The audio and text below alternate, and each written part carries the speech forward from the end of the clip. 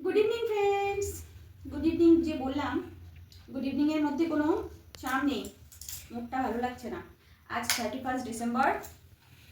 কালকে একটু প্ল্যান করেছিলাম, প্ল্যান বলতে কাল কল্পতরু উৎসব, শ্রী শ্রী ঠাকুরের কালকে পুজো হবে রামকৃষ্ণ মিশনে। ভেবেছিলাম যাব, কিন্তু এখন হাজব্যান্ড বাইকটা যখন বেরোবে স্টার্ট দিল, স্টার্ট হচ্ছে না। মানে বাইকটা হয়তো কোনো প্রবলেম হয়েছে, মুখটা গেল অফ হয়ে। কারণ ইচ্ছে ছিল কালকে একটু সকাল সকালই যাবো, কল্পতরু উৎসবটা খুব দেখার ইচ্ছে ছিল রামকৃষ্ণ মিশনে গিয়ে। আমি ইচ্ছে করলেই তো হবে না, ঠাকুরেরও ইচ্ছে হতে হবে। কিছুদিন আগে 22 ডিসেম্বর মা শারদার জন্মতিথিতে গেলাম, বেশ ভালো লাগলো গিয়ে। সেটা ছিল ভাগ্যে, তাই দেখতে পেরেছি, হয়তো এটা নেই। এই জন্য মুখটা খুবই অফ লাগছে যে কালকে একরকমভাবে সাজালাম, কী করবো, তো বাইকটাই খারাপ হয়ে গেল। আগে তো সকালে কালকে বাইকটাকে ঠিক করবে, তারপর এখন দেখা যাক। তাই আজকে ঠিক করলাম। এখন এতটা কেমন যেন একটু আপসেট লাগছে। আয়রন নিয়ে বসলাম, কাজ নিয়ে বসে গেলাম, আর ভাবলাম একটা ব্লগ স্টার্ট করি। আজ 31 ডিসেম্বরে একটা মনে মনে একটা সংকল্প নিলাম, মানে নিয়েছি অনেকদিন আগেই, করেও যাচ্ছিলাম, কিন্তু তার সত্ত্বেও না মাঝে মাঝে আবার আপসেট হয়ে যায় যে যেটা জীবনে হবে সেটাকেই মানবো। আমি একটা আশা করেছিলাম কালকে কি করবো, 1 জানুয়ারিতে একটু ঠাকুরের, আমি রামকৃষ্ণ মিশনে যেতে ভীষণই ভালোবাসি, খুব শান্তির জায়গা, ভালো লাগে। কিন্তু হবে না, যেহেতু বাইকটা খারাপ হয়ে গেছে, আগে তো ওটা ঠিক করবে।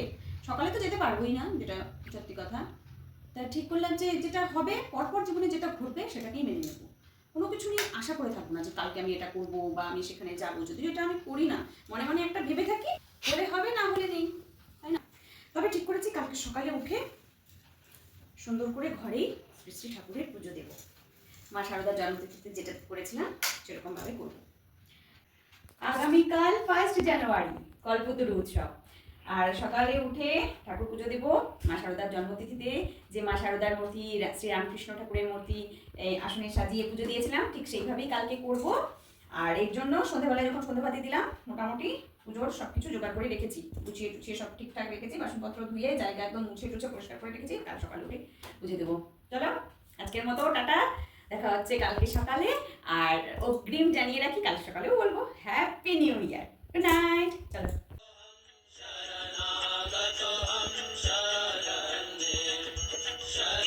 নমো শ্রী গুরবে, নমো শ্রী গুরবে। রাম কৃষ্ণ রাম কৃষ্ণ জয় জয় Ram Krishna, Ram Krishna Ram Krishna.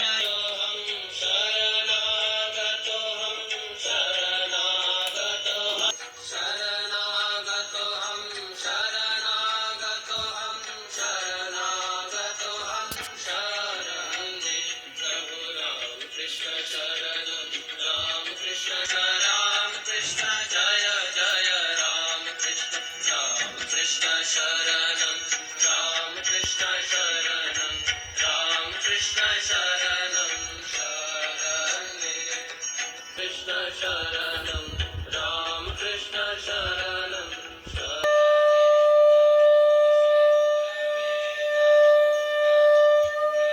Happy new year friends.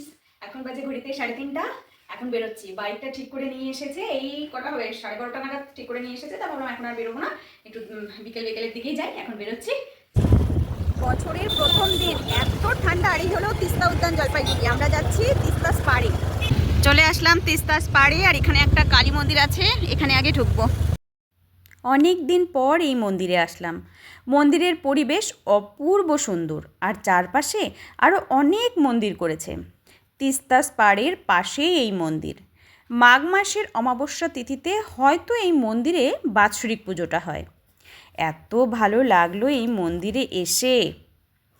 এখানে এই নতুন শিব মন্দির করেছে, খুব সুন্দর মন্দির। পাশেই করেছে বাবা লোকনাথ ঠাকুরের মন্দির, কি অপূর্ব। এই হলো তুলসী মন্দির, আর এর পাশে রয়েছে হনুমানজির মন্দির। এখানে আবার খুব সুন্দর যজ্ঞের ব্যবস্থাও রয়েছে অনেকটা জায়গা জুড়ে। এই হলো মায়ের মন্দির। আর দেখো কত মানুষ পিকনিক করতে এসেছে। আজ থেকে শুরু হলো, প্রতি রোববার এখানে পিকনিকের ঢল নামবে। কিন্তু এত ঠান্ডা হাওয়া হচ্ছিল, বেশিক্ষণ দাঁড়িয়েই থাকতে পারলাম না। বড়দিন থেকেই রাস্তাঘাট সুন্দর করে সাজিয়েছে। চলে আসলাম রামকৃষ্ণ মিশনে। সকালে এখানে বিশেষ পুজো হয়েছে।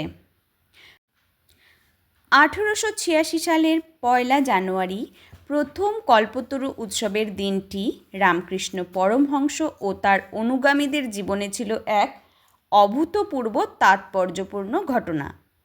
রামকৃষ্ণ পরমহংস সেই সময় দুরারোগ্য গলার ক্যান্সারে আক্রান্ত হয়েছিলেন এবং তার শারীরিক অবস্থারও যথেষ্ট অবনতি ঘটেছিল। উত্তর কলকাতার কাশীপুর অঞ্চলের একটি বাগান বাড়িতে চিকিৎসার সুবিধার জন্য তাকে নিয়ে আসা হয়েছিল। 1 জানুয়ারি একটু সুস্থ বোধ করায় তিনি বাগানে হাঁটতে বেরিয়েছিলেন। সেখানে তিনি তার অনুগামী নাট্যকার গিরিশচন্দ্র ঘোষকে জিজ্ঞেস করেন, তোমার কি মনে হয় আমি কে? গিরিশচন্দ্র বলেন, তিনি বিশ্বাস করেন যে রামকৃষ্ণ পরমহংস মানব কল্যাণের জন্য মর্তে অবতীর্ণ ঈশ্বরের অবতার। রামকৃষ্ণ পরমহংস বলেন, আমি আর কি বলবো, তোমার চৈতন্য হোক। এরপর তিনি সমাধিস্থ হয়ে তার প্রত্যেক শিষ্যকে স্পর্শ করেন। রামকৃষ্ণ অনুগামীদের মতে তার স্পর্শে সেদিন প্রত্যেকের অদ্ভুত কিছু আধ্যাত্মিক অনুভূতি হয়েছিল।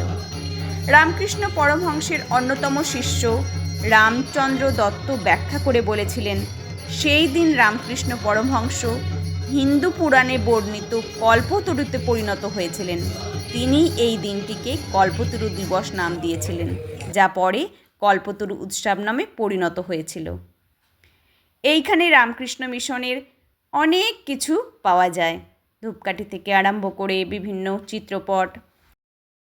চলে আসলাম বাড়িতে, বাইরে ভীষণ ঠান্ডা। এখন চেঞ্জ করবো, একটু চা খাবো, তারপরে কম্বলের তলায় ঢুকবো। আর রাতের খাবার আজকে বাইরে থেকে আনতে বলেছি। চলে আসলো আমাদের রাতের খাবার। এই হলো আজকে আমাদের রাতের ডিনার। আমার আর ছেলের পনির ভর্তা আর নান, আর হাজবেন্ড তড়কা আর নান। এই হলো আজকে রাতের ডিনার। তো এখন আমরা খাই। আজকের ভিডিও আমি এখানেই শেষ করছি। সবাই খুব খুব খুব ভালো থাকবে। নতুন বছর সবার খুব খুব খুব ভালো কাটুক। Good night.